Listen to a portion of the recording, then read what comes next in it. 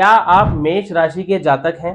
जाने इस वीडियो में जुलाई से लेकर दिसंबर तक का आपका समय कैसा जाने वाला है, कैसा रहेगा नव ग्रहों का चक्र आने वाले इन 6 महीनों में, कैसा रहेगा आने वाले 6 महीनों में आपके हाथ में मनी का फ्लो। वीडियो को अंत तक जरूर देखें क्योंकि हर जानकारी बना सकती है आपके आने वाले 6 महीनों को और भी ज्यादा बेहतर। और हाँ, वीडियो के अंत में रामबाण उपाय लेकर जरूर जाना। आज हम बात करेंगे मेष राशि वालों का जुलाई, अगस्त, सितंबर, अक्टूबर, नवंबर, दिसंबर आने वाले 6 महीने आपके कैसे जाने वाले हैं, इस वीडियो के माध्यम से आप जान सकते हैं। तो शुरुआत करते हैं आपकी लव लाइफ से। हमें पता है आपकी लव लाइफ पिछले कुछ महीनों से काफ़ी डिस्टर्ब चल रही है और आगे आने वाले महीनों में भी डिस्टर्ब चल सकती है। लेकिन आप रिलेशनशिप को तोड़ने की बजाय बस कुछ समय का और इंतज़ार कर लीजिए। कुछ समय इस तकलीफ को, कष्ट को, इरिटेशन को, फ्रस्ट्रेशन को सहन कर लीजिए क्योंकि अगस्त में आपकी राशि में एक बहुत बड़ा बदलाव होने वाला है। अगर आप अपने रिलेशनशिप को अगस्त तक खींच कर ले गए तो उसके बाद आने वाले समय में आपकी लव लाइफ बहुत ही ज़्यादा अच्छी गुजरने वाली है। आपका रिलेशनशिप बहुत ही ज़्यादा बेहतर होने वाला है। बात करें आपकी विदेश यात्राओं की, आप बहुत समय से विदेश यात्राओं के लिए कोशिश कर रहे हैं परंतु विदेश यात्राएं नहीं हो पा रही हैं, अब्रॉड ट्रैवल नहीं हो पा रहा है आपका। तो जुलाई से लेकर दिसंबर तक का जो आपका समय है उसमें आपकी विदेश यात्राएं होंगी काम को लेकर। सिर्फ ऐसे ही नहीं, आप धन की प्राप्ति करने के लिए विदेश यात्राएं करेंगे और जुलाई से लेकर दिसंबर के महीने में आपको धन लाभ भी अत्यंत मात्रा में होने वाला है। करियर की बात करें तो आने वाले 6 महीने आपके करियर के लिए बहुत ही ज़्यादा अच्छे जाने वाले हैं। खास तौर पर अक्टूबर, नवंबर और दिसंबर, इस साल के आखिर के 3 महीने आपके करियर के लिए बहुत ही ज़्यादा अच्छे गुजरने वाले हैं। आपको धन लाभ बहुत ही उचित मात्रा में होने वाला है। केतु कुलस्योन्नतिम, कुल की उन्नति करने वाले केतु ग्रह आपकी कुंडली में पंचम स्थान पर आ चुके हैं और यहाँ के केतु संतान प्राप्ति करवाते हैं। यदि आप बहुत लंबे समय से संतान प्राप्ति के लिए कोशिश कर रहे हैं लेकिन सफल नहीं हो पा रहे हैं तो आने वाले इन 6 महीनों में आप संतान के लिए कोशिश करें। 101% आप गर्भधारण जरूर करेंगे। अगर आप कोई नया काम खोलने की सोच रहे हैं तो जुलाई के महीने से बहुत ही ज्यादा शुभ समय है।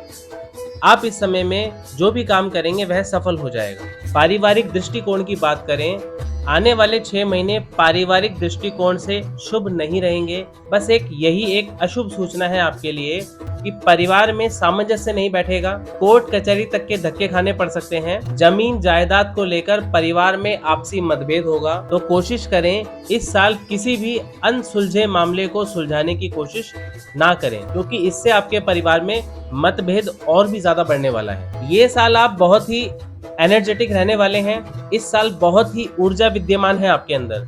इस साल आप नए नए मुकाम और बुलंदियों को हासिल करेंगे। चलिए अब रामबाण उपाय जरूर लेके जाइएगा। हर सोमवार को किसी गरीब को दूध का दान आपको जरूर करना है। यह उपाय आपको अब पूरे साल करना है, हर सोमवार को। यह उपाय आपकी जीवन को बदलने में बहुत ही ज्यादा सक्षम है।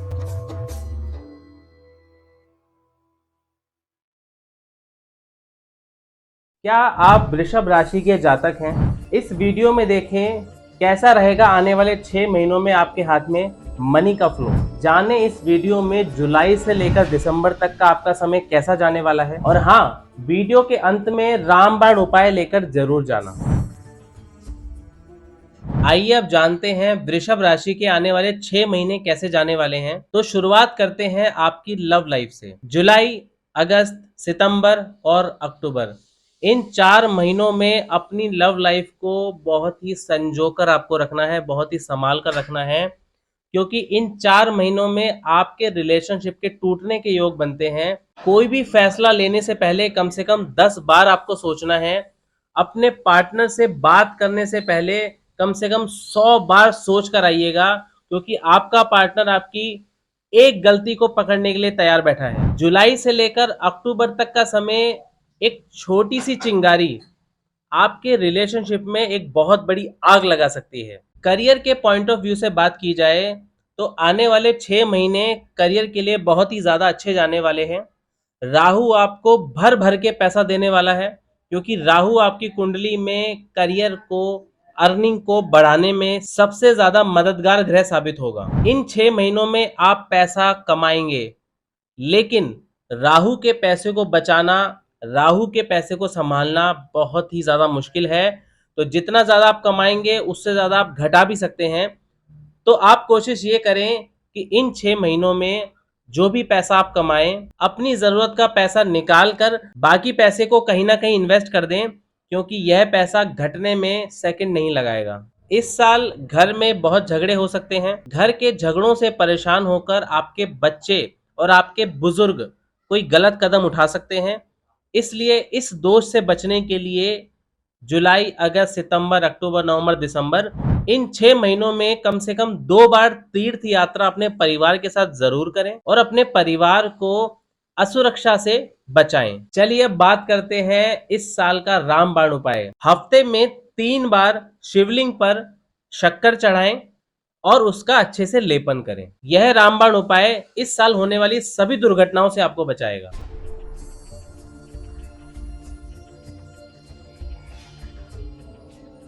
तो मिथुन राशि वालों का खुश होने का समय आ गया है। क्यों? क्योंकि इस साल मिथुन राशि वालों की भर भर के शादियां होने वाली हैं। आइए बात करते हैं मिथुन राशि के आने वाले 6 महीने जुलाई से लेकर दिसंबर तक कैसे जाने वाले हैं, इस पर चर्चा करते हैं।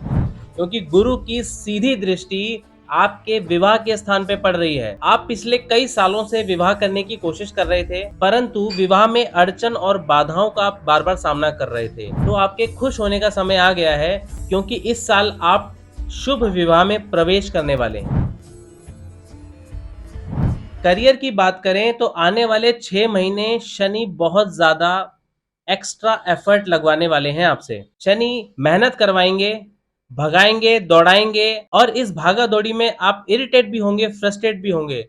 लेकिन इस साल का अंत आपके लिए बहुत ज्यादा शुभ रहने वाला है, क्योंकि जितना शनि आपसे एफर्ट लगवाने वाले हैं, जितने हार्डवर्क करवाने वाले हैं, उतना ही ज्यादा आपको फल भी देकर जाएंगे इस साल के अंत में। तो आपकी लव लाइफ की बात करें तो इस साल 10 अक्टूबर से लेकर 15 नवंबर तक आपका रिलेशनशिप बहुत ही ज्यादा खतरे में है। इन 45 दिनों में रिलेशनशिप की सबसे मुश्किल घड़ी आने वाली है। आप इन 45 दिनों में खुद को सही साबित करने की बजाय सिर्फ शांत रहें, चुप रहें और अपने रिलेशनशिप को सुरक्षित रखें, क्योंकि आप अपने पार्टनर के पीछे जितना भागोगे, आपका पार्टनर आपसे उतना ज्यादा दूर भागेगा। आपकी लव लाइफ की बात करें तो आने वाले 6 महीने में आपका रिलेशनशिप बहुत ज्यादा सुरक्षित नहीं है, क्योंकि आपके पार्टनर का ध्यान किसी अन्य स्त्री या पुरुष पर भटक सकता है और आपके रिलेशनशिप को तोड़ने वाला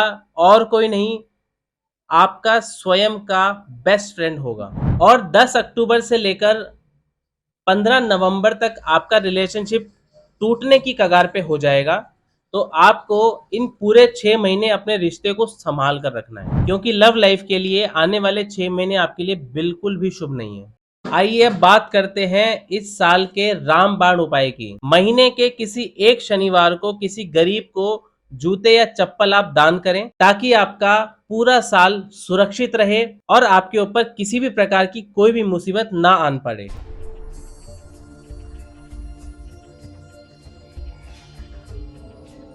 कौन से योग हैं जो आपको करोड़पति बना सकते हैं? जाने अपनी कुंडली के माध्यम से कि क्या आपकी कुंडली में भी करोड़पति बनने का योग है। नमस्कार, जय श्री कृष्णा, राधे राधे, हर हर महादेव। आज मैं बात करूंगा कुंडली के उन योगों के बारे में जो आपको करोड़पति बना सकते हैं। आज उन रहस्यों को मैं उजागर करूंगा जो आपकी कुंडली में फाइनेंस को मजबूत बनाने का दम रखते हैं। अर्थ त्रिकोण, आपने सुना होगा अर्थ त्रिकोण। कुंडली में 3 स्थान ऐसे होते हैं जिनको अर्थ त्रिकोण माना जाता है।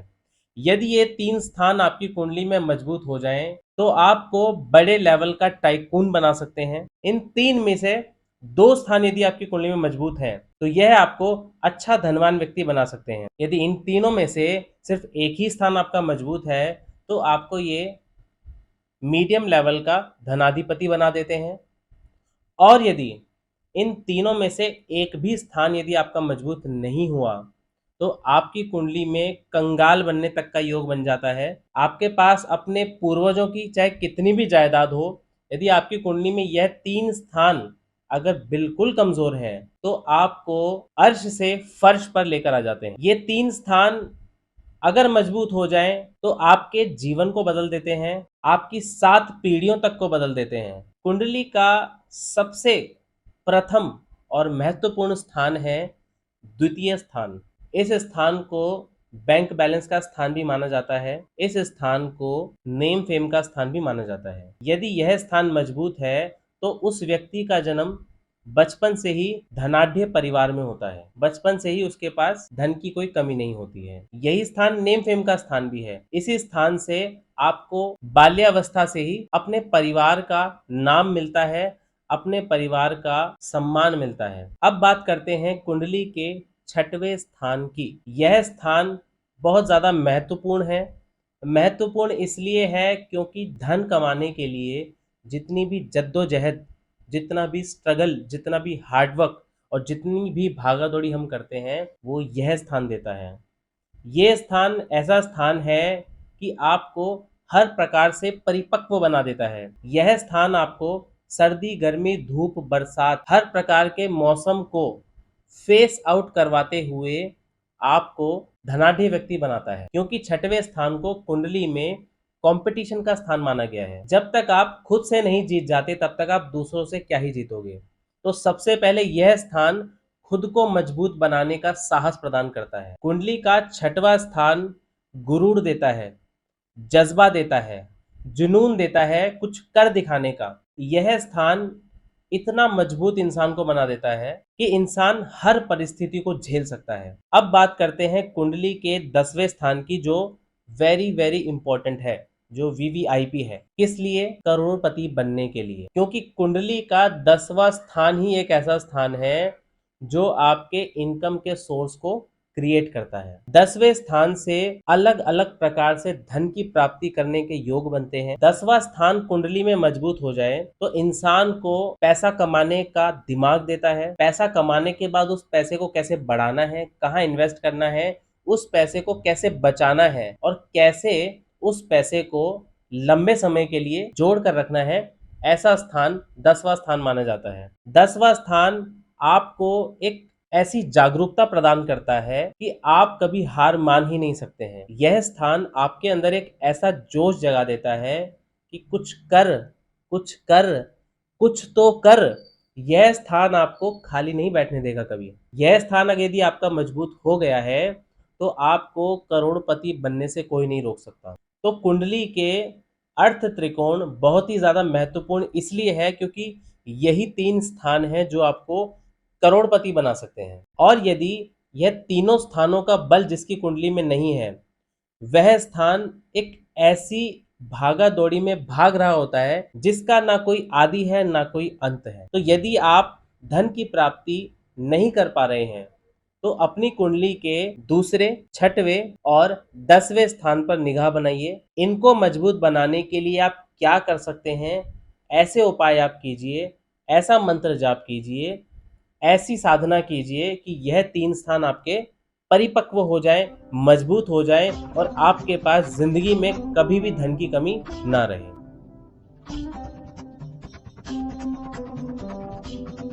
आप एक डॉक्टर बनना चाहते थे, आप डॉक्टर बन भी गए हैं, लेकिन आप सफल डॉक्टर नहीं बन पाए हैं। आप अभी तक सक्सेसफुल नहीं हो पाए हैं।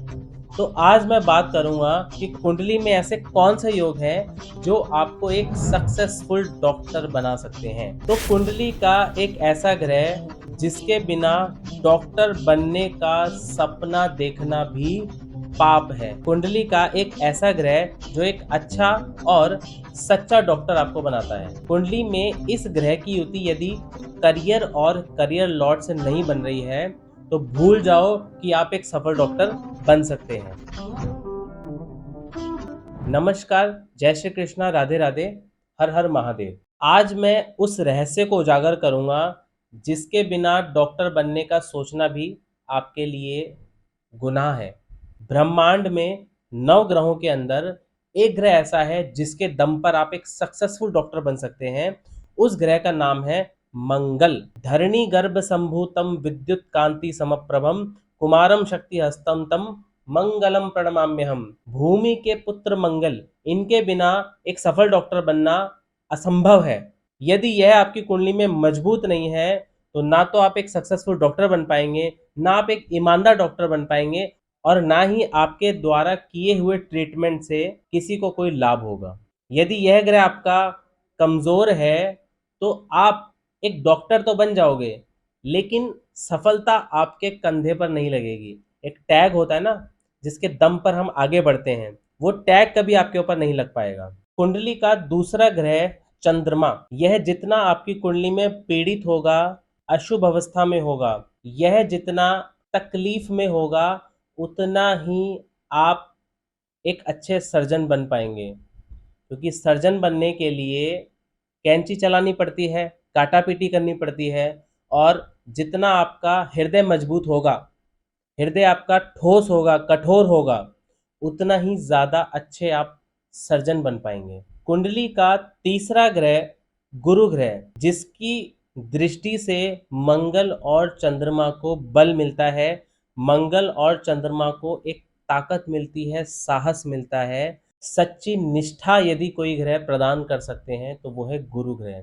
गुरु ग्रह की दृष्टि आपके करियर लॉर्ड या मंगल और चंद्रमा पे यदि पड़ रही है तो आपको यह इंस्पायर करेगा कि आप दूसरों की मदद करें, दूसरों की सहायता करें और दूसरों के काम आए। गुरु ग्रह की दृष्टि जब होती है तो आपके अंदर लालच नहीं होता है। आपने कितने केसेस ऐसे देखे होंगे जो डॉक्टर सिर्फ पैसा कमाने के लिए बने हैं, लेकिन गुरु ग्रह की दृष्टि यदि मंगल और चंद्रमा पे पड़ जाती है तो आप बिना धन का लोभ किए हुए सिर्फ और सिर्फ अपने मरीज के बारे में सोचते हैं, सिर्फ और सिर्फ अपने पेशेंट के बारे में सोचते हैं। तो एक अच्छा, सच्चा, सफल और ईमानदार डॉक्टर यह तीन ग्रह मिलकर बनाते हैं। सबसे ज़्यादा महत्वपूर्ण है मंगल ग्रह, क्योंकि इसके बिना तो असंभव है। दूसरा ग्रह है चंद्रमा, जो आपको एक प्रेरणा देता है। तीसरा ग्रह है गुरु, जो आपको सच्चा और ईमानदार डॉक्टर बनाता है।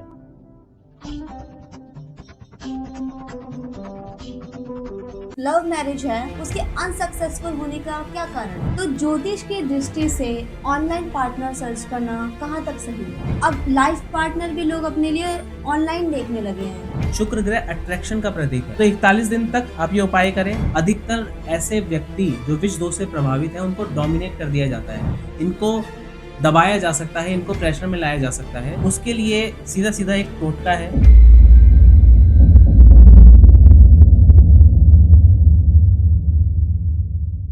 नमस्कार, मैं शालू और आप देख रहे हैं हमारे साथ एस्ट्रोलॉजी पॉडकास्ट। इस पॉडकास्ट में हमारे साथ मौजूद हैं दिल्ली के जाने माने एस्ट्रोलॉजर आचार्य अक्षय शर्मा।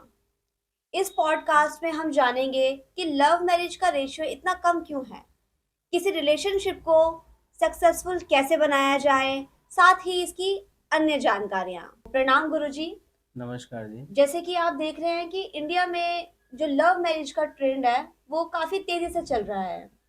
इसी के साथ जो रिश्तों में बहुत ज़्यादा अनबन चल रही है। आजकल जो लव मैरिज है, उसके लव मैरिज का रेशियो जो है, उसके अनसक्सेसफुल होने का क्या कारण है? सबसे पहले तो सभी दर्शकों को मेरा नमस्कार। जय श्री कृष्णा, राधे राधे, हर हर महादेव। देखिए, किसी भी विवाह में सबसे ज़्यादा महत्वपूर्ण ग्रह होता है गुरु ग्रह। विवाह को सक्सेसफुल बनाने का सबसे बड़ी जिम्मेदारी जो नवग्रहों को दी गई है, उसमें सबसे महत्वपूर्ण है गुरु ग्रह। अब हम जब लव मैरिज करते हैं तो लव मैरिज में अधिकतर आपने देखा होगा कि या तो माँ बाप रूठे हुए हैं, हाँ जी परिवार वाले रूठ गए हैं, जी माँ बाप का आशीर्वाद नहीं मिल पा रहा है, जी और लव मैरिज अपनी मर्जी से कर लेते हैं। हाँ जी अब गुरु कारक ही संस्कार का, परिवार का, धर्म का कारक है। जी जब ये तीनों ही, जब माँ बाप का आशीर्वाद नहीं होगा, माँ बाप का साथ नहीं होगा, परिवार वालों का सपोर्ट नहीं होगा, तो सीधा सीधा हमारी कुंडली में गुरु ग्रह की जो पावर है वो ऑटोमेटिकली डाउन हो जाएगी। हाँ जी।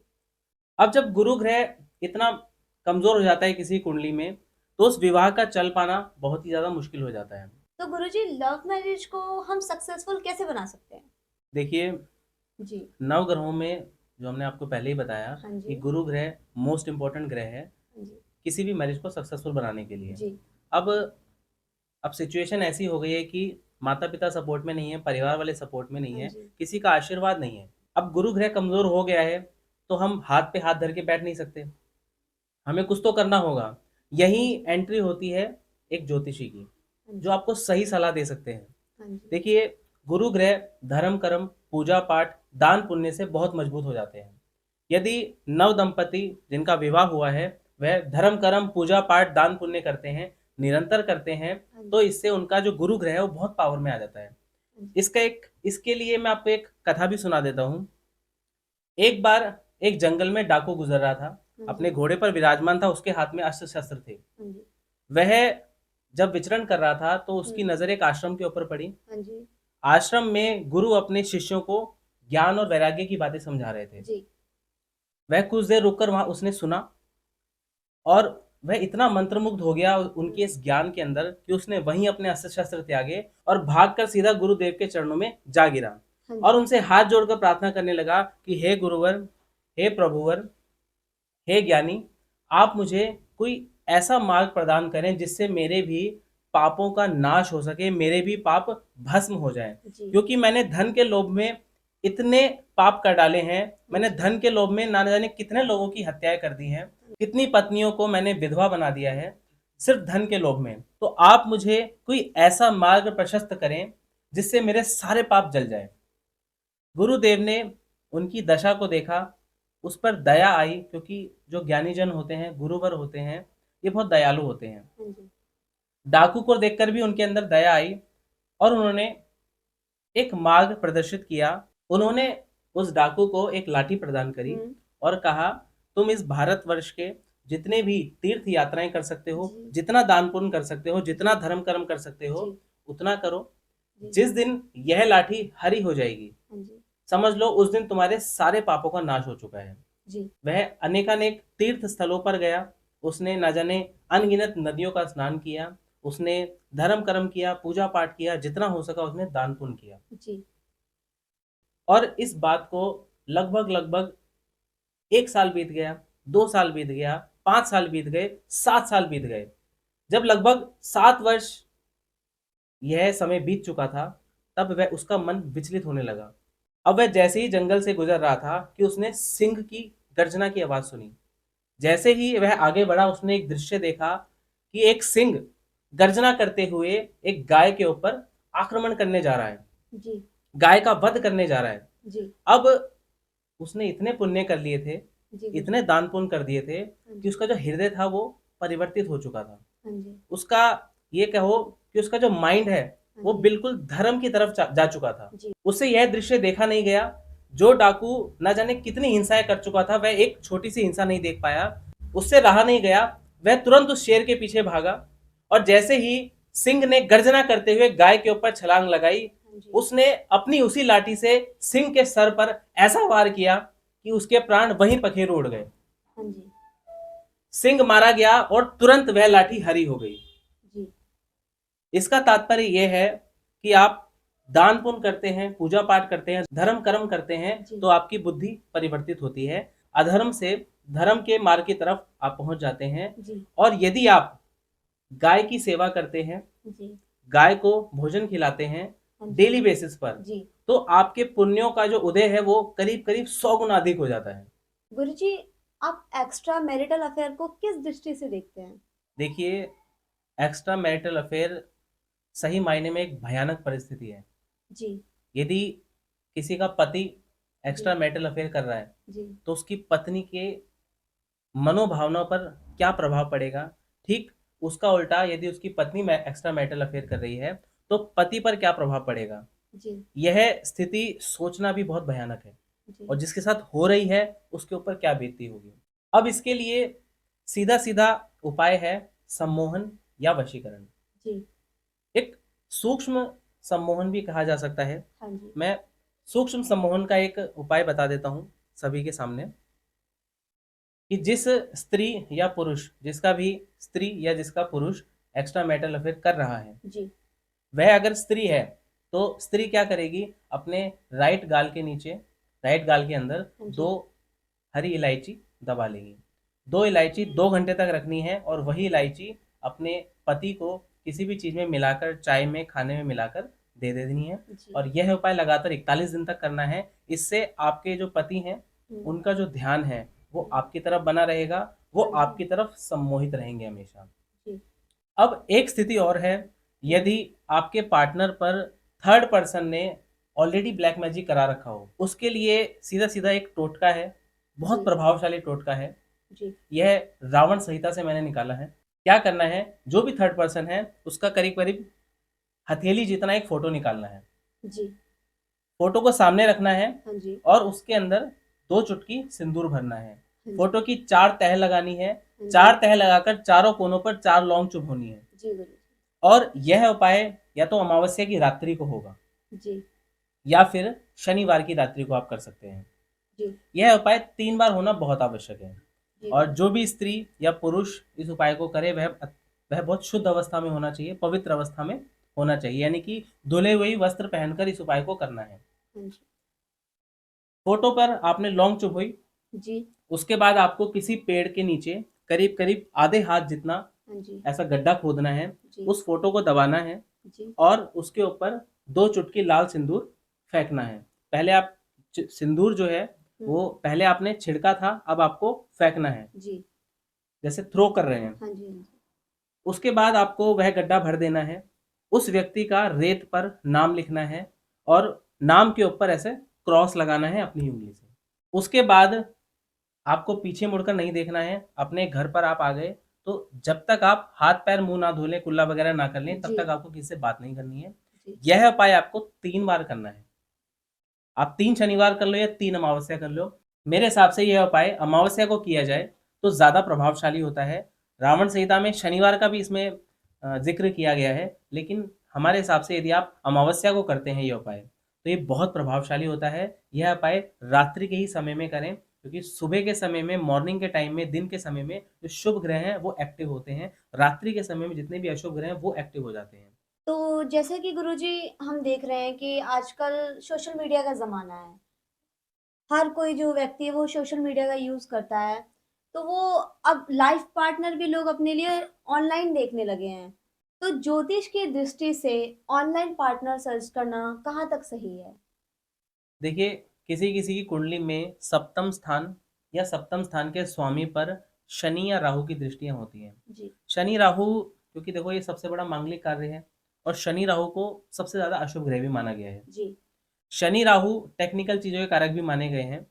अब यदि शनि राहु की दृष्टियां हैं तो अधिकतर क्या होता है, जो हमने देखा है अपनी दृष्टि से, हाँ जी। कि या तो विवाह ही नहीं होगा, जी गुरुजी। विवाह होगा तो बहुत लेट होगा, रिश्ता पक्का हो जाएगा तो बार बार टूट जाएगा। तो ऐसे में हमें ग्रह के हिसाब से चलना चाहिए। अगर हमारा ग्रह कहता है कि आप लेफ्ट मुड़ो, तो आपको लेफ्ट ही मुड़ना पड़ेगा। अगर आपका ग्रह कह रहा है कि आपको यूटर्न मारना है, तो आपको यूटर्न ही मारना पड़ेगा।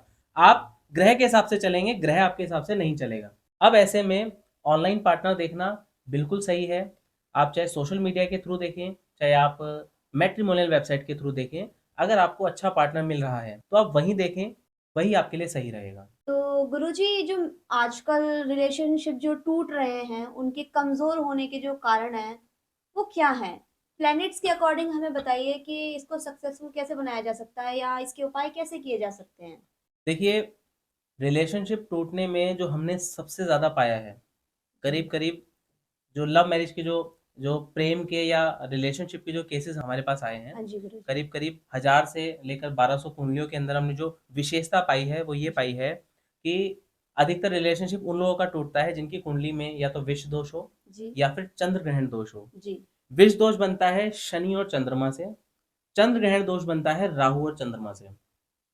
विष दोष का जो प्रभाव होता है, ऐसे लोग बहुत भावुक होते हैं, हाँ बहुत जी। इमोशनल होते हैं, यह सामने वाले को पढ़ नहीं पाते हैं, सामने वाले के दिमाग में क्या चल रहा है ये समझ नहीं पाते हैं। अधिकतर ऐसे व्यक्ति जो विष दोष से प्रभावित हैं उनको डोमिनेट कर दिया जाता है, इनको दबाया जा सकता है, इनको प्रेशर में लाया जा सकता है। सामने वाले की ग्रह एग्रेसिव है, आपके ग्रह अगर शांत हैं, आपके ग्रह एकदम कोमल स्वभाव के हैं, क्योंकि चंद्रमा सबसे ज्यादा कोमल ग्रह माना गया है। जी गुरुजी। आपके ग्रह अगर सॉफ्ट हैं, उसके ग्रह अगर स्ट्रांग हैं, तो वो आप पर भारी पड़ेगा। और रिलेशनशिप टूटने का जो सबसे बड़ा रीजन है वो यही है कि आप दिल के कमजोर हो, आप सिचुएशन को संभाल नहीं पा रहे हो, जी। आप समझ नहीं पा रहे हो कि सामने वाले के दिमाग में आखिर चल क्या रहा है। अब दूसरा जो दोष है वो है चंद्र ग्रहण दोष। अभी तक तो पार्टनर को डोमिनेट किया गया, वह समझ नहीं पाया और उसका ब्रेकअप हो गया, और न जाने कितनी वजह रही जो अपने पार्टनर को ना समझ पाने की वजह से वह इस तथ्य को जान ही नहीं पाया कि आखिर रिश्ते को कैसे चलाया जाता है। अब जो दूसरा दोष है वो है चंद्र ग्रहण दोष। चंद्र ग्रहण दोष में राहु का प्रभाव चंद्रमा पर पूरी पूरी तरह पड़ जाता है, और राहु पर चंद्रमा, चंद्रमा है मन, राहु है अशुभ ग्रह। अशुभ ग्रह की दृष्टि चंद्रमा पर पड़ेगी तो मन को खिन्न कर देगा, मन को विचलित कर देगा, इरिटेट कर देगा, फ्रस्ट्रेट कर देगा। आप हमेशा इरिटेशन में रहोगे, एक छोटी से छोटी बात पर आप बहुत बड़ा इशू बना दोगे। अधिकतर चंद्र ग्रहण दोष वालों की वजह से रिश्ता टूट जाता है। ये लोग अपने पैरों पर खुद कुल्हाड़ी मारते हैं, ये अपनी इरिटेशन और फ्रस्ट्रेशन के चक्कर में अपने पार्टनर को इस तरह से पीड़ित कर देते हैं कि वह पार्टनर इनसे अलग होना ज्यादा पसंद करता है। जी। तो गुरुजी, पर्सनल लाइफ को ठीक करने के या सुधारने के क्या कारण हो सकते हैं, क्या उपाय हो सकते हैं? देखिए, पर्सनल लाइफ को ठीक करने के लिए सबसे पहले तो चाहे वो मैरिड लाइफ हो या लव लाइफ हो, हाँ जी। आकर्षण शक्ति बहुत बहुत ज्यादा मोस्ट इंपॉर्टेंट है। जी। आप अपने पार्टनर की तरफ आकर्षित हैं, या आपका पार्टनर आपकी तरफ जितना आकर्षित रहेगा उतना ही जो रिश्ते का जो बॉन्ड है वो उतना ज्यादा लंबे समय तक चलेगा, चाहे वो शादी के बाद का हो या शादी से पहले का हो। जी गुरुजी। अब ये जो पर्सनल बॉन्ड है, आकर्षण है, ये शुक्र ग्रह की वजह से आता है। हाँ जी। शुक्र ग्रह अट्रैक्शन का प्रतीक है। आप जितने अच्छे वस्त्र धारण करेंगे, हाँ जी। जितने धुले हुए वस्त्र धारण करेंगे, आपके जो आसपास का जो एनवायरनमेंट है हाँ जी। वो जितना साफ सुथरा और चमकदार रहेगा, हाँ जी। खुशबूदार रहेगा, जी। उससे आपके शुक्र ग्रह में बल आएगा, उससे आपका शुक्र ग्रह मजबूत होगा। हाँ जी। आप परफ्यूम का इस्तेमाल करें, इससे आपका जो शुक्र ग्रह है वो बहुत हाँ जी। पावरफुल होगा। जी। अब एक उपाय भी है इसके लिए। देखिए, शुक्र ग्रह का जो विशेष उपाय है जी। वो ये है कि शुक्रवार को गाय का कच्चा दूध आपको आधा ग्लास, 1 ग्लास, जो भी आपको पॉसिबल लगे, जी। वो आप लीजिए। उसके जी। बाद पूरी बॉडी पर कच्चे दूध को लगाएं, उसे करीब करीब 1 से 2 मिनट सूखने दें और पानी से स्नान करके आ जाएं। हाँ जी। इस दिन आपको अपनी बॉडी पर कोई भी केमिकल नहीं लगाना है, कोई भी साबुन, न तेल, न शैम्पू, कुछ भी यूज नहीं करना है। बहुत ज्यादा इंपॉर्टेंट हो तो आप फेस को धो सकते हैं फेस वॉश या साबुन से। जी। यह उपाय आप जब निरंतर हर शुक्रवार को करते चले जाएंगे जी। तो आपकी जो आकर्षण शक्ति है बहुत अपर लेवल पर चली जाएगी। जी। 2 महीने के अंदर, 2 महीने में इसलिए दे रहा हूँ क्योंकि 41 दिन के अंदर किसी भी ग्रह को अपना प्रभाव डालने के लिए समय लगता है। कोई भी उपाय अगर अपना असर दिखाता है तो, या वो अपनी चरम सीमा पर होता है, तो वो 41 दिन माना गया है ज्योतिषीय दृष्टि के अनुसार। तो 41 दिन तक आप ये उपाय करें। जैसे जैसे आप ये उपाय शुक्रवार को करते चले जाएंगे, आपका जो शुक्र ग्रह है वो और ज्यादा पावरफुल होता चला जाएगा। जितना शुक्र पावरफुल होगा, आपका पार्टनर उतना ही ज्यादा आपकी तरफ अट्रैक्ट रहेगा, आकर्षित रहेगा, और ये बहुत जरूरी है। जी। तो शुक्रिया गुरुजी, आपका इतना कीमती समय हमें देने के लिए, इतनी अच्छी जानकारियां हमें बताने के लिए, दर्शकों को इतनी अच्छी जानकारियां जो मिली हैं उसके लिए धन्यवाद। और इसी के साथ हम विदा लेते हैं। धन्यवाद आप सभी का। 2025 12 भाव, 12 राशि और कैसे घूमेगा नवग्रहों का चक्र, आइए इस विषय पर चर्चा करते हैं। तो बात करते हैं मेष राशि वालों की। तो यह साल शुरुआत के 5 महीने अपनी पर्सनल लाइफ को संभाल के रखिएगा। इन मोतियों को बिखरने मत देना, क्योंकि पर्सनल लाइफ से रिलेटेड आपको बहुत सारी प्रॉब्लम आ सकती है। उसके बाद आपका साल बहुत अच्छा जाने वाला है पर्सनल लाइफ के लिए। इस साल की शुरुआत में कम से कम शुरू के 5 से 6 महीने आपको प्रोफेशनल लाइफ में भी समस्या देखने को मिल सकती है। कोई भी रिस्क मत लेना। उसके बाद राहु का परिवर्तन भर भर के आपको पैसा देने वाला है। अब बात करते हैं साढ़े साथी की। तो आ रही है मेष राशि वालों के ऊपर साढ़े साथी, शनि की साढ़े साथी आने वाली है। बस इस बात का ध्यान रखना कि साढ़े साथी में आपके मन की जो भावनाएं हैं वो बहुत कुंठित होने वाली हैं। अपने ही आपको धोखा दे सकते हैं, अपने ही परेशान कर सकते हैं, अपनों से ही आपको तकलीफ हो सकती है। तो सिर्फ अपने मन को नियंत्रित रखना, आपका साल बहुत अच्छा जाएगा। तो बात करते हैं वृषभ राशि वालों की। तो यह साल पूरा ही पर्सनल लाइफ के लिए खराब रहने वाला है। बहुत अच्छी सूचनाएं आपको नहीं मिलेंगी। अपनी पर्सनल लाइफ को बैलेंस बना के चलिएगा। चाहे आपकी लव लाइफ हो या फिर आपकी मैरिड लाइफ हो। व्यापार की बात करते हैं तो इस साल मल्टी इनकम ऑफ सोर्सेज के चांसेस बनते हैं, एक से ज्यादा प्रकार से धन की प्राप्ति आप करें। जॉब वालों की बात करें तो यह साल स्विच करने के लिए बहुत अच्छा है। अगर आप जॉब स्विच करते हैं तो यह परिवर्तन आपको महापरिवर्तन देने वाला है, यह परिवर्तन आपको अत्यंत शुभ परिणाम देने वाला है। इस साल की बात करें तो इस साल आपको अपने घर के किसी बड़े सदस्य को खोना पड़ सकता है, घर के किसी बड़े सदस्य के ऊपर मृत्यु तुल्य संकट मंडरा रहा है। तो बात करते हैं मिथुन राशि वालों के लिए। इस साल कार्य क्षेत्र में बहुत ज्यादा उतार चढ़ाव आपको देखने को नहीं मिलेंगे, ना तो यह साल आपको नीचे धसाएगा और ना ही हवा में उड़ाएगा। यह साल मध्यम अवस्था में धीमी गति में चलेगा, आपको गिरने भी नहीं देगा और बहुत ज्यादा ऊपर उठने भी नहीं देगा। तो यह साल अपने काम को बैलेंस बनाकर ही चलिएगा। गुरु के आशीर्वाद से इस साल पर्सनल लाइफ वालों के लिए अनेक रास्ते खुलेंगे। यदि आप लव मैरिज करना चाहते हैं तो नवंबर का महीना बहुत उत्तम रहने वाला है। नवंबर के महीने में डेट निकालिएगा, विवाह की बहुत अच्छा समय रहेगा। नहीं तो फिर आप दिसंबर के बाद अगले साल जनवरी फरवरी में डेट निकाल सकते हैं। जिन लोगों के कई वर्षों से विवाह नहीं हो रहे हैं, मिथुन राशि वालों के इस वर्ष बहुत विवाह होने वाले हैं। इस साल धर्म कर्म पूजा पाठ और दान पुण्य से आप पृथक हो सकते हैं, इसलिए आप धर्म कर्म पूजा पाठ दान पुण्य निरंतर रूप से करते रहिएगा, क्योंकि इस साल की हुई मेहनत आपको अगले वर्ष बहुत अच्छा रिजल्ट देने वाली। तो बात करते हैं कर्क राशि वालों की। इस साल आपका मन बहुत भटकेगा, आपका क्रोध बढ़ेगा, क्योंकि शनि का राशि परिवर्तन आपके जीवन पर, आपके व्यक्तित्व पर बहुत प्रभाव डालने वाला है। इस साल कर्क राशि वालों का अपोजिट जेंडर की तरफ बहुत ध्यान भटक सकता है, चाहे स्त्री हो या पुरुष, अपोजिट जेंडर की तरफ ध्यान भटकेगा। अपने मन को नियंत्रित रखिएगा। इस साल काम में आपको अच्छी सफलता मिलेगी, भाग दौड़ बढ़ेगी, लेकिन यह साल आपको अच्छे धन की प्राप्ति भी कराएगा। जमीन जायदाद का सुख आपको मिलेगा। बहुत सालों से प्रॉपर्टी लेने की कोशिश कर रहे हैं तो यह साल आपको प्रॉपर्टी का सुख मिलेगा। बहुत सालों से आपकी जमीन फंसी हुई है, बिक नहीं रही है, तो इस साल वह जमीन भी आपकी निकलेगी, आपको अच्छे धन का लाभ भी मिलेगा। सिंह राशि वालों की बात करें तो हेल्थ के मामले में यह साल स्टमक, किडनी और स्टमक के आसपास के जितने भी ऑर्गन हैं उनसे रिलेटेड आपको प्रॉब्लम हो सकती है। दुर्घटना से संबंधित आपको समस्या का सामना करना पड़ सकता है, तो वाहन को बहुत विशेष रूप से सावधानी पूर्वक चलाइएगा। सिंह राशि वालों के लिए विशेष रूप से इनको रिस्क लेने का बहुत शौक है, तो यह साल शुरू के 6 महीने बिल्कुल भी रिस्क मत लेना, क्योंकि यह रिस्क आपको दुष्परिणाम ही देगा, आपको अनसक्सेसफुल ही बनाएगा। आपकी जितनी भी इन्वेस्टमेंट है, जितना भी आप रिस्क लेकर, चाहे आप करियर का रिस्क ले रहे हैं, चाहे आप पैसे का रिस्क ले रहे हैं, तो जो भी आप रिस्क ले रहे हैं कोशिश कीजिएगा कि शुरू के 6 महीने आप कोई भी रिस्क ना। यह साल मई जून तक आपको मानसिक, शारीरिक और आर्थिक समस्याएं हो सकती हैं, लेकिन जून के बाद आपको हेल्थ, फाइनेंस, करियर और पर्सनल लाइफ सब में आपको लाभ मिलेगा। इस साल आपको अपने पार्टनर का बहुत सपोर्ट मिलने वाला है। तो कन्या राशि वाले, वैसे तो यह लोग बहुत ही सूझबूझ और तसल्ली के साथ सारे कार्य करते हैं, परंतु पर्सनल लाइफ को लेकर यदि बात की जाए तो इस साल विवाह को बहुत सोच समझ के कीजिएगा। इस साल आनन फानन में कोई भी फैसला मत लीजिएगा। कम से कम शुरुआत के 5 से 6 महीने तो रुक जाइएगा। पूरी तरीके से कुंडली का विश्लेषण करवाकर ही, अपना और अपने पार्टनर की कुंडली का विश्लेषण करा के ही आप इस साल विवाह कीजिएगा।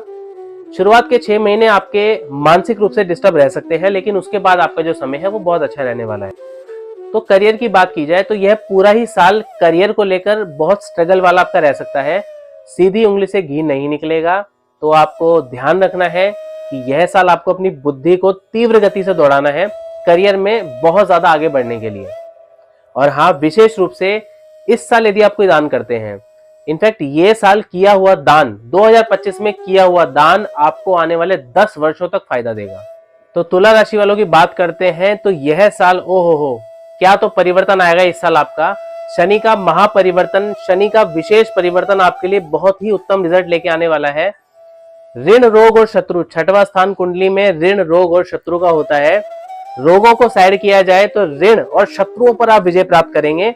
इस साल 10 साल का अगर आपके ऊपर कर्जा चढ़ा हुआ है तो यह साल आपका कर्जा बहुत ही, ये समझ लीजिए इस साल आपका 90% तक कर्जा उतर जाएगा। रोगों की बात करते हैं तो इस साल पेट और पेट से ऊपरी हिस्से से संबंधित आपको समस्याओं का सामना करना पड़ सकता है।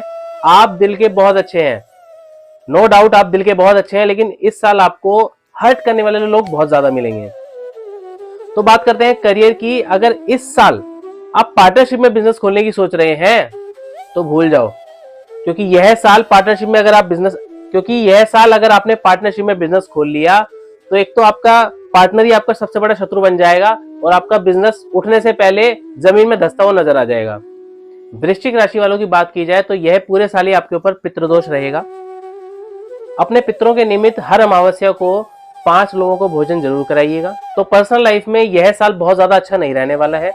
आपके क्रोध की ही वजह से आपकी लव लाइफ और आपकी मैरिड लाइफ दोनों टूट सकती है। आपको अपने क्रोध पर बहुत ज्यादा नियंत्रण रखना है। करियर की बात करें तो इस साल करियर में आपको बहुत अच्छी सफलता और तरक्की मिलने वाली है। मंगल की ऊर्जा आपको करियर में बहुत ऊंचाइयां देने वाली है। यदि आपकी कोई पुश्तैनी प्रॉपर्टी है, गांव में कोई मकान है, तो साल में कम से कम 2 बार जाएं और वहां एक दिया जरूर जला के आ जाइएगा। खाली मत छोड़िएगा, क्योंकि इस साल जैसे मैंने आपको शुरुआत में ही बताया कि पितृदोष आपको परेशान करेगा। धनु राशि वालों की बात करें तो यह साल कार्य क्षेत्र के दृष्टिकोण से बहुत अच्छा रहने वाला है। आप बहुत अच्छी सफलता, तरक्की, फाइनेंस सब कुछ आप प्राप्त करेंगे। इस साल आपकी विदेश यात्राएं भी होंगी। कई वर्षों से यदि आपका विवाह नहीं हो रहा है तो यह साल विवाह के लिए बहुत अच्छा है। इस साल आपकी तलाश पूरी होगी। जिस पार्टनर की आप तलाश कर रहे हैं वह पार्टनर आपको मिलने वाला है। खास तौर पे आपका विवाह जन्म स्थान से दूर, यदि आप अपने रिलेटिव्स या फिर अपने फैमिली मेंबर्स के साथ कोई बिजनेस कर रहे हैं तो इस साल लड़ाई झगड़ा होना, पारिवारिक अशांति होना, मन मुटाव होने की संभावना इस समय बन रही है। तो सभी को एकत्रित करके चलने की जिम्मेदारी आपकी है। इस साल सूर्य ग्रह बहुत अच्छे रहेंगे आपके लिए। सूर्य ग्रह बहुत प्रभावी हैं इस साल आपके लिए, क्योंकि सूर्य ग्रह सभी ग्रहों को ऊर्जा प्रदान करते हैं। इसलिए सूर्य ग्रह इस साल भी आपको ऊर्जावान रखेंगे। सूर्य ग्रह नेम फेम, मान सम्मान, पद प्रतिष्ठा की प्राप्ति कराते हैं। यह सभी आपको इस साल मिलने वाला है। तो मकर राशि वालों की बात करें तो यह साल पर्सनल लाइफ के लिए बहुत ज्यादा खराब आपका जा सकता है। राहु की दृष्टि और नीच का मंगल आपकी पर्सनल लाइफ को तहस नहस कर सकता है। आप अपनी पर्सनल लाइफ को विशेष रूप से संभाल कर चलिएगा। अपनी पर्सनल लाइफ के बैलेंस को बनाने की कोशिश कीजिए, क्योंकि यह साल छोटी सी गलती एक महा अपराध आपके लिए बन सकती है। छोटी सी गलती आपको बहुत तकलीफ दे सकती है, आपके रिश्ते को तोड़वा सकती है, आपकी पर्सनल लाइफ को तहस नहस, आपकी पर्सनल लाइफ को खराब कर सकती है। बात करते हैं आपके करियर की, तो यह साल करियर के लिए बहुत अच्छा रहने वाला है। इस साल करियर में आपको अच्छी तरक्की मिलेगी। अगर आप कोई नया बिजनेस करने की सोच रहे हैं तो यह साल बहुत उत्तम रहेगा आपके लिए। यदि आपका पैसा कई वर्षों से फंसा हुआ है तो यह साल आपका फंसा हुआ पैसा निकल कर आएगा। हेल्थ के लिए यह साल आपका ज्यों का त्यों ही बना रहेगा। यदि आप पिछले वर्ष अगर बीमार रहे हैं तो इस साल भी वह बीमारी आगे कंटिन्यू हो सकती है। तो कोशिश कीजिएगा कि आप अपनी हेल्थ इश्यूज को ठीक करने के लिए आयुर्वेद का सहारा लें। कुछ ग्रह आपके ऐसे हैं जो आपको आयुर्वेद के माध्यम से ही अच्छी रिकवरी दे सकते हैं। कुंभ राशि वालों की बात की जाए तो यह साल पर्सनल लाइफ के लिए भी आपका काफी अच्छा रहने वाला है। रिश्तों को जोड़ने में आप असफल रहे हैं तो यह साल आप रिश्तों को जोड़ पाएंगे। आपके प्रोफेशन की बात की जाए तो यह साल करियर के लिए भी बहुत अच्छा रहने वाला है। यह साल एक अच्छे उतार चढ़ाव से जूझ कर, ऐसा नहीं कि साल का पूरा साल ही आपके लिए अच्छा रहेगा। यह साल कुछ परेशानियों से जूझ कर आप अपनी प्रोफेशनल लाइफ को आखिर तक बहुत अच्छा बना लेंगे। हाँ, इतना जरूर है कि शनि मेहनत बहुत करवाएंगे, मेहनत के बाद ही आपको परिणाम देंगे, लेकिन यह मेहनत आपके लिए पिछले साल के मुकाबले अच्छा रिजल्ट देगी। बात करते हैं आपकी हेल्थ की, तो हेल्थ से रिलेटेड भी आपको ज्यादा समस्याओं का सामना नहीं करना पड़ेगा। इस साल क्रोध से थोड़ा बच के रहिए। आपका क्रोध आपकी प्रोफेशनल लाइफ को खराब कर सकता है। इस साल आपकी पुरानी सेविंग्स टूट सकती हैं, खर्च आपका बढ़ सकता है, क्योंकि राहु आपके धन के स्थान पर धन का व्यय करेगा। तो इस साल कोशिश कीजिएगा कि अपने पैसे को ज्यादा से ज्यादा आप इन्वेस्ट करें। मीन राशि वालों की बात करें तो यह साल पर्सनल लाइफ को लेकर बहुत डिस्टर्ब रहेगा। आपका डिस्टर्ब इसलिए रहेगा क्योंकि इस साल आपके और आपके पार्टनर के बीच में थर्ड पर्सन की एंट्री हो सकती है और यह थर्ड पर्सन आपके रिश्ते को तोड़वाने की महत्वपूर्ण भूमिका निभाएगा। आपका ब्रेकअप हो सकता है। हाँ, मैरिड लाइफ वालों के लिए कोई प्रॉब्लम नहीं, यह साल मैरिड लाइफ जैसे चल रही है वैसे ही चलती रहेगी। लव लाइफ वालों के लिए विशेष रूप से खतरा है। इस साल आप हेल्थ, फाइनेंस, करियर इन सब में शुरुआत के 6 महीने थोड़ा सा भ्रमित रहेंगे, थोड़ा सा ये डिस्टर्बेंस रहेगा। ये जो शुरू का 6 महीना है, उसके बाद आपका जो समय है बहुत अच्छा रहने वाला है। यदि आप काफी समय से वीजा के लिए अप्लाई कर रहे हैं, वीजा आपका लग नहीं रहा है, स्टूडेंट वीजा, चाहे आप स्टूडेंट का वीजा लगा रहे हैं, बिजनेस वीजा लगा रहे हैं, XYZ कोई भी वीजा आप लगा रहे हैं, तो इस साल आपकी विदेश यात्राएं हो जाएंगी, वीजा आपका लग जाएगा। इस साल मंगल का जो परिवर्तन है वो आपको भूमि सुख देगा। यदि आप बहुत समय से प्रॉपर्टी या फ्लैट लेने की सोच रहे हैं, नहीं ले पा रहे हैं, तो यह साल आपके रास्ते खुलेंगे। आखिर क्यों है पिता और पुत्र एक दूसरे के सबसे बड़े शत्रु। नव ग्रहों के ये 2 ग्रह जो सबसे बड़े शत्रु माने जाते हैं। यदि मंगल शनि की शत्रुता है, चंद्र शनि की शत्रुता है, अन्य ग्रहों से शत्रुता है, क्रूर ग्रहों की शुभ ग्रहों से शत्रुता है, तो वो समझ में आता है। लेकिन पिता और पुत्र, नव ग्रहों में पिता और पुत्र एक दूसरे के सबसे बड़े शत्रु हैं। पिता है सूर्य और पुत्र है शनि। नमस्कार, मेरा नाम है आचार्य अक्षय शर्मा और आपका स्वागत है मेरे इस YouTube चैनल पर। तो आज मैं बात करूंगा कि सूर्य और शनि इतने बड़े शत्रु कैसे हो गए, इसकी क्या कथा है, क्या रहस्य है। आज मैं आपको इसका विस्तार से वर्णन करूंगा।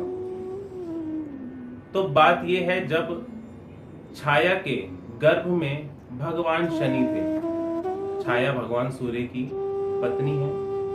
भगवान सूर्य की पत्नी संज्ञा थी, परंतु संज्ञा सूर्य भगवान के तेज को सहन ना कर पाने के कारण उनसे अलग हो गई और अपनी जगह अपनी छाया को उन्होंने विराजमान किया।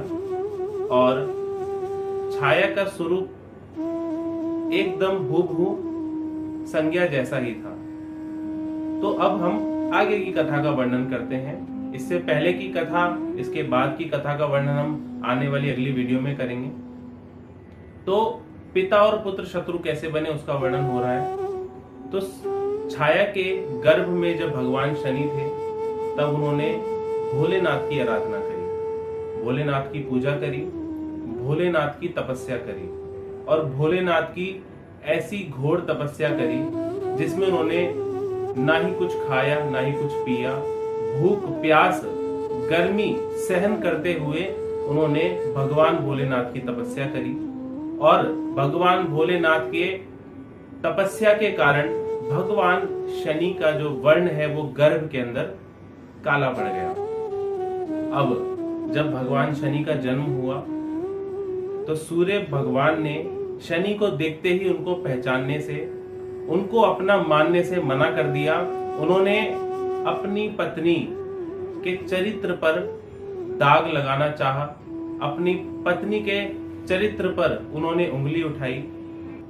क्योंकि छाया ने तपस्या करी थी, इसलिए भगवान शनि में गर्भ से ही एक ऊर्जा और शक्ति विराजमान हो गई थी। तो जैसे ही उन्होंने अपनी माता का अपमान होते हुए देखा, तो उस क्रूर दृष्टि से उन्होंने भगवान सूर्य को देखा और देखने मात्र से ही सूर्य भगवान को कुष्ठ रोग हो गया।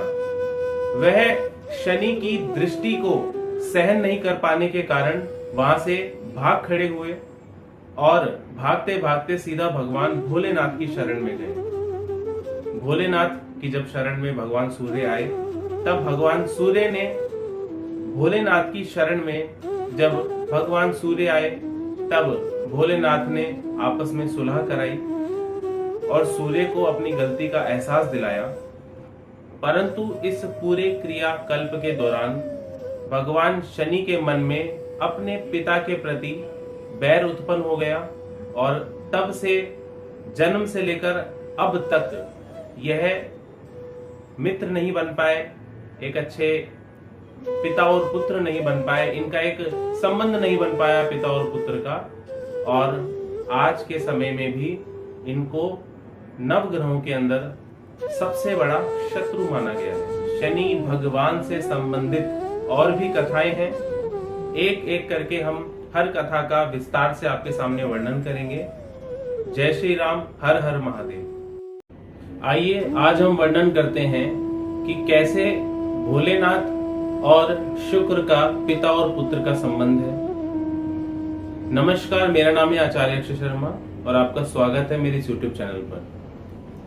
तो आप सब जानते हैं कि शुक्र ग्रह भोलेनाथ को अपना गुरु मानते हैं और शुक्र ग्रह के पास जितनी भी विद्याएं हैं, अस्त्र शस्त्र की, नीति की जितनी भी जानकारी है, जितना भी गुप्त ज्ञान है, संजीवनी विद्या है, सब उन्होंने भोलेनाथ की तपस्या करके प्राप्त किया है।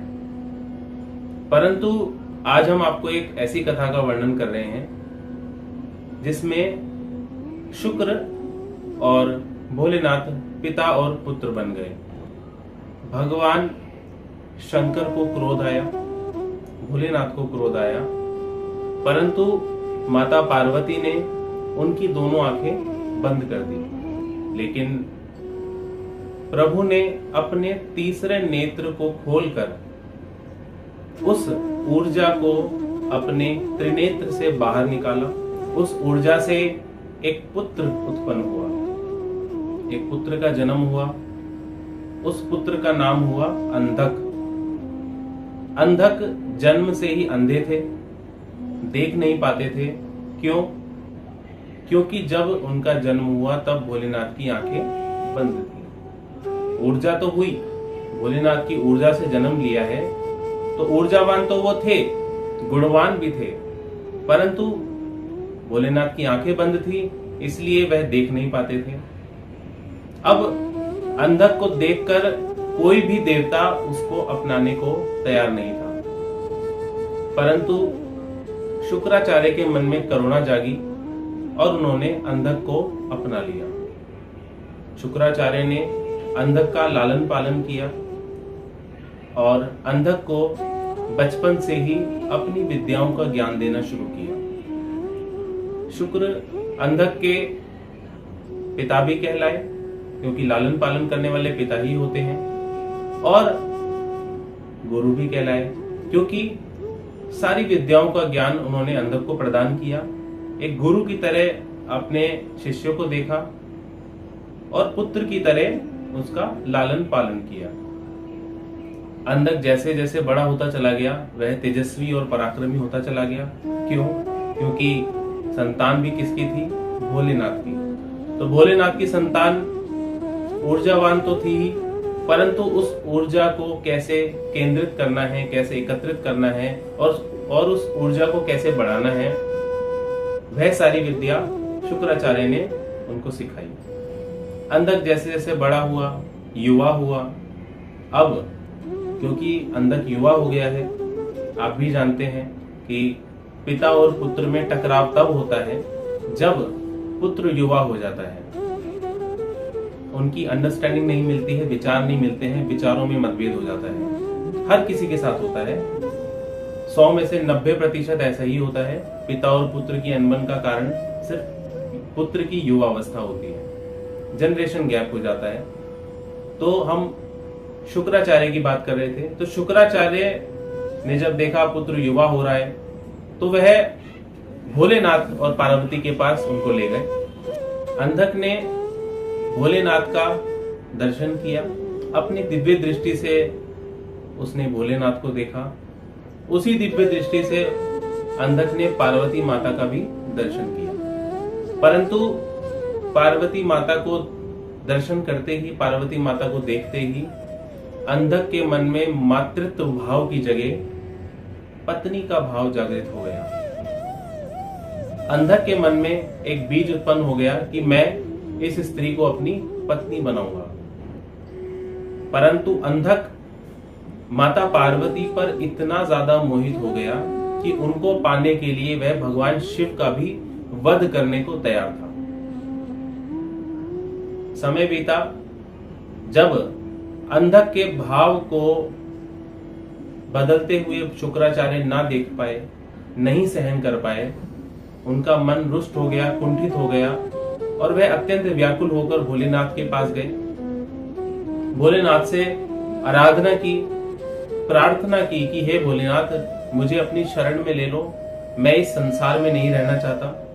मुझे संसार से, क्योंकि पिता का पुत्र से मोह था, इस संसार से मोह हो गया, मोह जागृत हो गया। तो शुक्राचार्य को अत्यंत वेदना हुई अपने पुत्र की भावनाओं को महसूस करके। शुक्राचार्य की इस व्याकुलता को देखकर भोलेनाथ ने शुक्राचार्य को दूध के साथ पान कर लिया और अपने गर्भ में स्थान दिया। जैसे जैसे समय बीता, अंधक का जैसे ही पाप का घड़ा भरा, तो भोलेनाथ और माता पार्वती दोनों ने मिलकर अंधक का वध किया। तो इसलिए केवल भोलेनाथ उसका वध नहीं कर पाते, इसलिए मां पार्वती की सहायता से अंधक का वध हुआ, अंधक मारा गया। और जैसे ही अंधक मारा गया तुरंत शुक्राचार्य ने मन ही मन भगवान के गर्भ में मन ही मन उनको प्रसन्नता हुई और उन्होंने भोलेनाथ से प्रार्थना करी कि मुझे अब आप इस गर्भ से विमुक्त कीजिए। तब भोलेनाथ ने अपने वीर्य के माध्यम से शुक्राचार्य को बाहर निकाला। इसलिए वीर्य पर शुक्र का वास है। वीर्य का कारक शुक्र को माना जाता है। संतान उत्पत्ति का मुख्य कारण वीर्य होता है। बीज उत्पन्न होता है वीर्य से, तो उसका कारण, उसका कारक शुक्र को माना गया। ग्रहों में, शरीर में वीर्य के ऊपर शुक्र ग्रह का अधिपत्य होता है। तो यह थी संपूर्ण कथा कि कैसे भोलेनाथ के शुक्राचार्य पुत्र हुए। नमस्कार, जय श्री कृष्णा, राधे राधे, हर हर महादेव। जाने अपनी कुंडली से डॉक्टर बनने के योग, क्या आप बन पाएंगे डॉक्टर? क्या चिकित्सक बनने के अच्छे गुण हैं आपके अंदर? जाने अपनी कुंडली में ग्रहों के माध्यम से।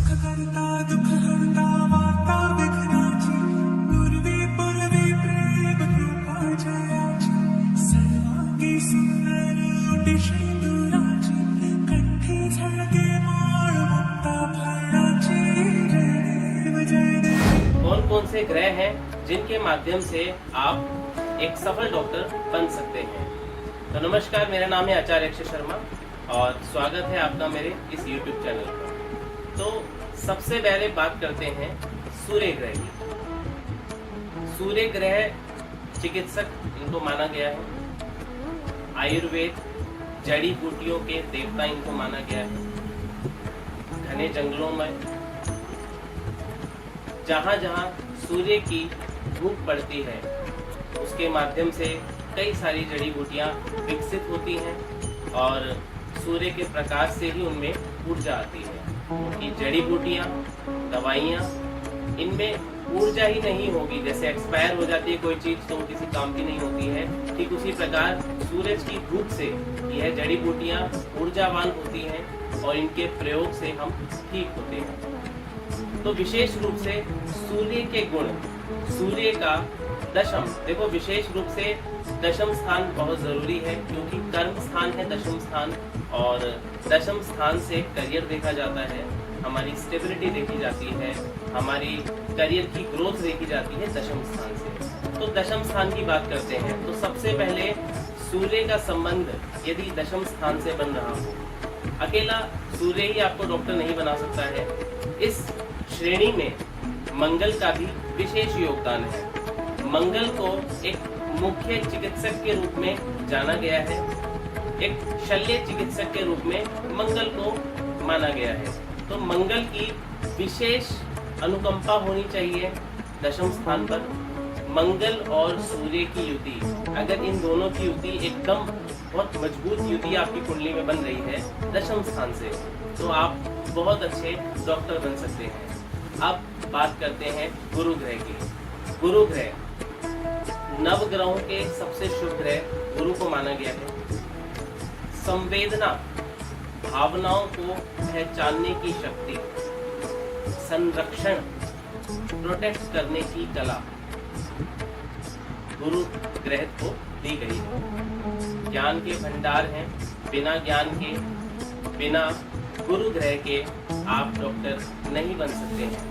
सूर्य और मंगल आपको डॉक्टर जरूर बना सकते हैं, परंतु यदि आपको एक्सपर्ट बनना है, यदि आपको किसी चीज में महारत हासिल करनी है, तो गुरु ग्रह की दृष्टि यदि पड़ जाए तो आप अपनी डॉक्टरी फील्ड में बहुत ऊंचे मुकाम तक पहुंच सकते हैं। अब बात करते हैं चंद्र ग्रह की।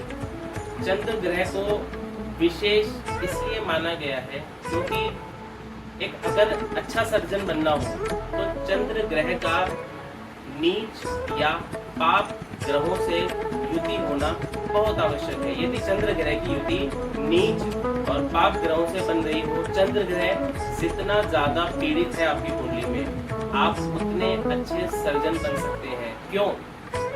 चंद्रमा पीड़ित ही क्यों कहा हमने? क्योंकि जितना हमारे अंदर सामर्थ्य होगा, खून को, हड्डी को, चीरा फाड़ी को देखने की जितनी हमारे अंदर क्षमता होगी, अगर हमारा चंद्रमा कमजोर हुआ तो हम डर जाएंगे। परंतु यदि हमारा चंद्रमा मजबूत है, मजबूत का अर्थ है जितना ज्यादा पीड़ित है, जिनका चंद्रमा जितना ज्यादा पीड़ित होता है वह उतने अच्छे सर्जन बन सकते हैं, क्योंकि वो देख सकते हैं, वो ये सब झेल सकते हैं, कटा पिटा फटा ये सब देख सकते हैं, उनके अंदर क्षमता होती है, उनका दिल मजबूत होता है। जिनका चंद्रमा कमजोर होता है या जिनका चंद्रमा शुभ अवस्था में होता है, उनका हृदय बड़ा कोमल होता है, और अच्छा सर्जन बनने के लिए कोमल हृदय का कोई काम नहीं है। अच्छा सर्जन बनना है तो हृदय कठोर होना ही होगा। तो विशेष रूप से चंद्रमा की भी अनुकंपा है यहाँ पर, यदि आपको एक अच्छा सर्जन बनना है, एक अच्छा न्यूरोलॉजिस्ट बनना है। अब बात करते हैं आपकी कुंडली के भाव की। विशेष भाव फल भी देखा जाता है कुंडली के अनुसार। दशम भाव की तो हमने गणना कर ही ली है। अब हम बात करते हैं षष्ठम भाव की। षष्ठम भाव को विशेष इसलिए माना गया है क्योंकि कंपटीशन का लॉर्ड है षष्ठम स्थान। यदि एग्जाम क्लियर करना है तो आपका षष्ठम भाव अत्यंत मजबूत होना चाहिए।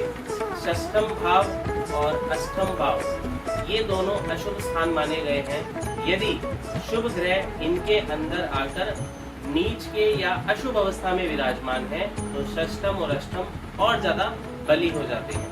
तो षष्ठम स्थान कंपटीशन का स्थान है, और अच्छा सर्जन बनना है तो षष्ठम स्थान रोग पर, क्योंकि रोग का स्थान माना गया है षष्ठम स्थान को, इस पर महारत हासिल होनी चाहिए।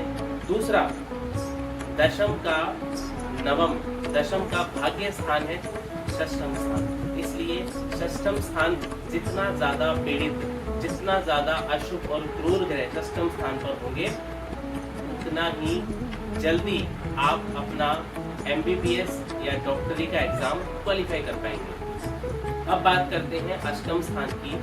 अष्टम स्थान को विशेष इसलिए माना गया है क्योंकि गूढ़ ज्ञान, रहस्यमय विद्या, कई बार आपने देखा होगा कि हॉस्पिटल के अंदर कोई एक एक्सपर्टीज किसी एक ही डॉक्टर के पास होती है। एक्सपर्टीज का स्थान है अष्टम स्थान। एक्सपर्टीज है तो आपका अष्टम स्थान से हमें एक्सपर्टीज मिलती है, हम एक्सपर्ट बनते हैं जितना अष्टम स्थान हमारा मजबूत होगा। अष्टम स्थान को इसलिए भी महत्वता दी गई है क्योंकि यह स्थान शफा का स्थान होता है। शफा मतलब एक ऐसी विद्या जो आप ही जानते हैं, एक ऐसा ज्ञान जो सिर्फ आपके ही पास है, एक ऐसी नॉलेज जो सिर्फ आपके पास है, उसे अष्टम स्थान कहा गया है। बहुत बड़े लेवल के एक्सपर्ट जो डॉक्टर होते हैं उनका अष्टम स्थान बहुत ज़्यादा मजबूत होता है। तो आज हमने बात करी कुछ योगों की। विशेष ध्यान रखिएगा ये सब योग आपकी कुंडली में होने चाहिए, तभी आप एक सफल डॉक्टर बन सकते हैं। नमस्कार, जय श्री कृष्णा, हर हर महादेव।